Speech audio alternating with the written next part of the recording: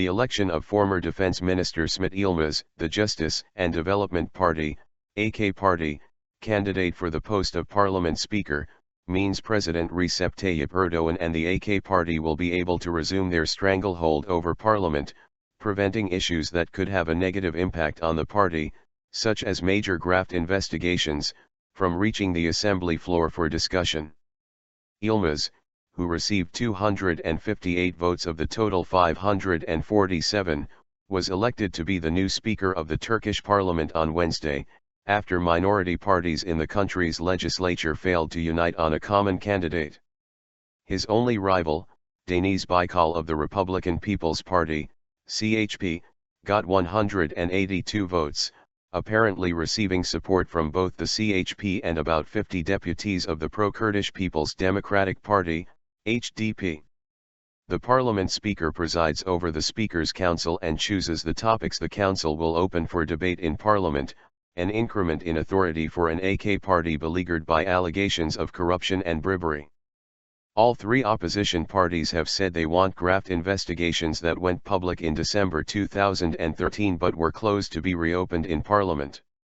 The first graft probe, revealed on December 17, 2013, implicated several members of the AK party government as well as members of Erdoğan's own family. The charges ranged from engaging in acts of corruption and bribery to transferring gold to Iran in order to undermine a US-led sanction. 4 ministers, Muammer Güler, Zafer Aliyan, Icmenba and Erdoğan Bayraktar, were forced to resign and a vote was held in Parliament on whether they should be referred to trial. None was sent to trial. The reopening of the graft probe that went public on December 25, 2013, in particular, could be especially painful for Erdoğan, as it included suspects such as President Erdoğan's son Bilal, Yasin Al-Qadi, a Saudi Arabian businessman who until recently was on the U.S. Treasury Department's specially designated global terrorist list, and a swathe of influential Turkish businesspeople. In his acceptance speech, Yılmaz stated that the separation of powers is a civilized partnership under the guidance of the president, which indicates that Erdoğan's presence will be felt in Parliament during Yılmaz's term as Speaker. HDP deputy, Yılmaz will be standing in for Erdoğan. Ertuğrul Kürkü, HDP's Emir deputy, talked to Sunday's Zaman and underlined that even though Yılmaz's term may be a little less harsh than that of his predecessor, Cemil Çiçek, his term would also be hard on the opposition parties.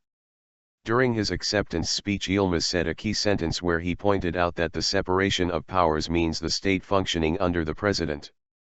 I think it's quite clear what he meant. He will be presiding in Parliament as a stand-in for Erdoğan, said Kürkü. Behind the fancy words of Yılmaz asking Parliament to work on a new constitution, there will be Erdoğan's tutelage in Parliament, he said, continuing, regarding bringing the December 17 and 25 graft probes to the General Assembly, I think Yılmaz is not going to make things easy for the opposition. Yılmaz's unsubstantiated claims made military uneasy. In May, Yılmaz claimed that the government had received many tips about alleged links between officers and the Gülen movement, also known as Hizmet, a grassroots civil society movement inspired by Turkish Islamic scholar Fethullah Gülen. We have received tip-offs about more than 1,000 people. In connection with this, both administrative investigations and investigations by the General Staff's military prosecutor have begun, Yılmaz told the state-run Anadolu news agency. Sources within the Turkish Armed Forces, TİSK, expressed uneasiness over unsubstantiated allegations of connections between officers and Hizmet. The TİSK would never tolerate the formation of any structure that is based on a sectarian or community-based ideology, one military source told Sunday's Zaman on condition of anonymity.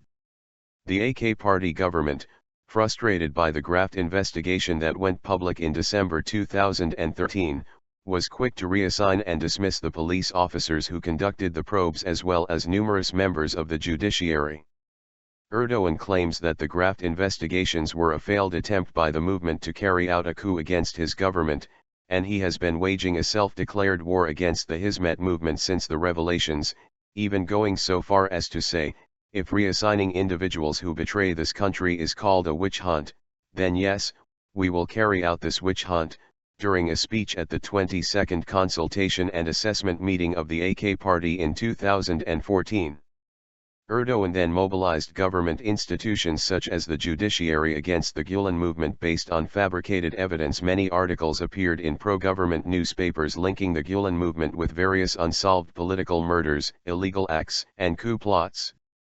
Speaking to Sunday's Zaman, well-placed military sources warned that Erdoğan and his associates in government are keen to escalate the witch hunt against members of the Hizmet movement, in a bid to drag the military into controversial domestic disputes. In addition, military sources said that Yılmaz's remarks were intended to use the guise of fighting the Gülen movement to launch a new campaign to shape the top brass ahead of the next biannual Supreme Military Council (YAS) meeting, which is scheduled for August. Sisek ignored parliamentary questions, opposition legislation proposals.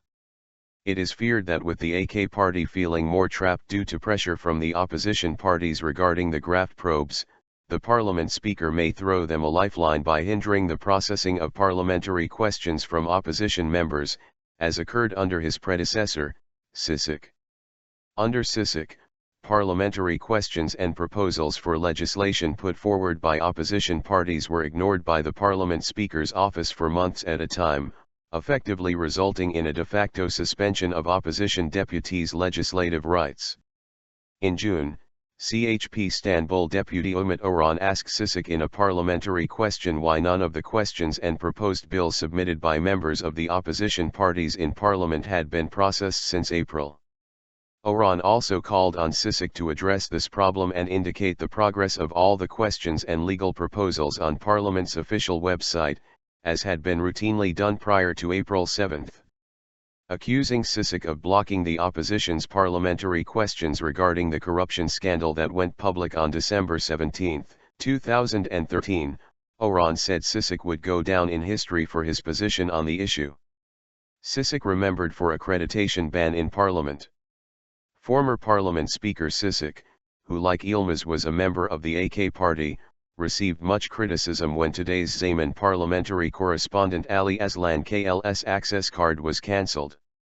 KL's accreditation was withdrawn after former AK party Diyarbakır deputy Kumat 10 filed a complaint with the Press Relations Board against KL in February accusing KL of insulting him, an accusation KL firmly denies. After successive questions from media representatives on press freedom and accreditation bans in parliament, Sisek neither denied the accreditation bans nor confirmed them, saying that he is not the authority to decide on accreditation or receive complaints about it. Sisek, I'm not authorized to decide dismissal of head of graft commission. Sisek also responded to a demand from the main opposition party for the dismissal of the Parliamentary Graft Investigation Commission chairman, Hakkı, by merely saying that he was not authorized to decide whether to dismiss him or not. The Parliamentary Corruption Commission was established on July 7, 2014 to investigate the graft scandals of December 17 and 25, 2013, regarding claims of corruption and bribery about former ministers Bayraktar, Alayan and Güler. The CHP had earlier applied to Parliament to have Koylu discharged as a member of the commission. It is still to be seen how Yılmaz will fare in terms of impartiality and fairness toward all the parties in parliament compared to his predecessor. However, the reality of Erdoğan's iron grip being felt in parliament will not change.